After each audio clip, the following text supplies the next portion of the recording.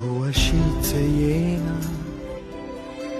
निमिठीत घेना जग धुंद धुंद नको पाशबंध कुठलाच आता देहातात हात जरी दूर वाट भीती नाही आज तुझी संग साथ असताना आकाशी चंद्र चांदण्या तोडून मी कहाण्या मनाचा पाळणा करू बांधून घे जरा झुला डोळ्यात तूच साजणी सुखाचा स्पर्श तू नवा तुझ्या विना उरेना अर्थ जीवना